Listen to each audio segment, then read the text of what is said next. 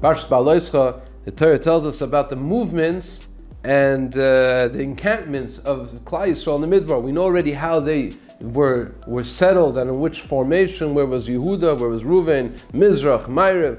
But then in our parsha we talk about how they actually moved in the desert, because we know, even though now it was supposed to be not so many movements, they were supposed to go straight there to Israel, but we know that for 40 years they went through Membeis Masois, 42 places in the Midbar, and each time it was according to what Hashem decided when they should move and when they should encamp. Like the pasuk itself says, there were some times when the Anania covered, the clouds of glory stayed in one place for a long time, meaning that they had to stay in one place for a long time. Sometimes they moved many places in a very short period of time. Everything was done according to Hashem. Al pi Hashem yachnu, al pi Hashem yiso.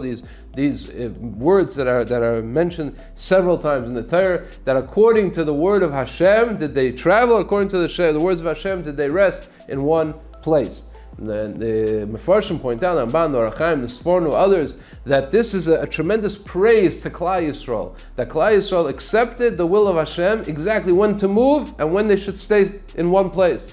And if we think about it, in many of the countries' constitutions, it's enshrined the right of a person, the right of movement. In fact, in the UN Charter of the rights of human rights, the 13th chapter, that a person has the right of movement. He can decide when he wants to move. The greatest, one of the greatest pain, the greatest suffering that a person, sufferings of oppression, is when a person is told, you're not allowed to move, you're not allowed to leave, you're not allowed to come, or you have to move, or you have to come. A person wants to be in control of his own movements. It's a basic right of a human right that a person should be in control of his movements. And here for 40 years, the entire Klal Yisrael, millions of people, they moved and they stopped moving only when HaKadosh Baruch Hu decided. Now you move, now you stay. This is a tremendous praise, a tremendous shvach that Klal Yisrael, they fulfilled Al Pi Hashem Yachnu, Al Pi Hashem Yiso. Reb Gifter Zecher Tzadik Levracha points out there's one extra moment over here,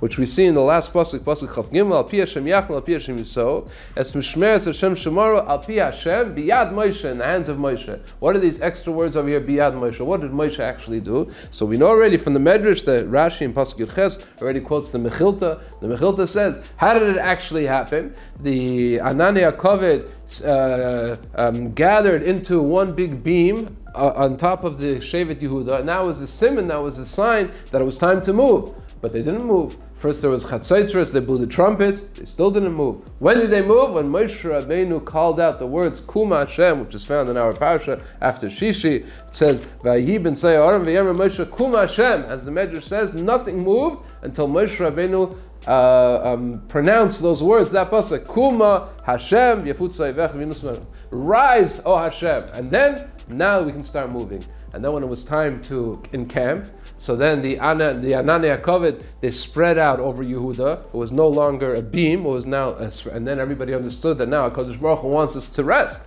So then Moshe Rabbeinu said, Shuv Hashem Rivos Alf Yisrael. Hashem said, return Hashem. And then everybody stopped. Then the Anania Kovet stopped moving. So really, says Reb Gifter, it was, of course, it was clear what the Ratzon Hashem was. Hashem, by changing the form of the Anania Kovet, it was clear what Hashem wanted the Klal Yisrael to do. But Klal Yisrael did it, at the end of the day, they did it on their own volition. They chose. When Moshe Rabbeinu said the words, it was all dependent at the end of the day on the words with the utterance of one person, Moshe Rabbeinu. And this, says Reb Gifter, is a lesson for all of how we relate to what's the Ratzon Hashem and what is our Bechira, what is our power of choosing of what we want to do. We know what Hashem wants. Hashem tells us what we want. But HaKadosh Baruch Hu wants, at the end of the day, not to be forced into the decision, but that even though HaKadosh Baruch Hu tells us what He wants, and He shows us, and there's Anania Kovet telling exactly what to do, but HaKadosh Baruch Hu waits, Kaviyachol waits for a person to take the decision in his own hand and say, now we're going to move, and now we're going to stay, because I want to do the Ratzon Hashem. It's Al Pi Hashem,